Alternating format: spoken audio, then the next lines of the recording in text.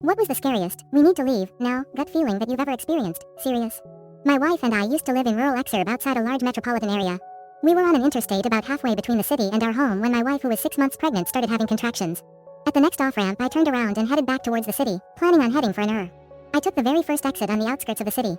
It was pretty desolate. The only thing on the two-lane road were a couple of rock quarries that were empty after dark. There wasn't much light on the winter darkened evening. I pulled into a gravel turnout just south of the off-ramp, pulled to a stop leaving the engine running, and turned my full attention to my wife.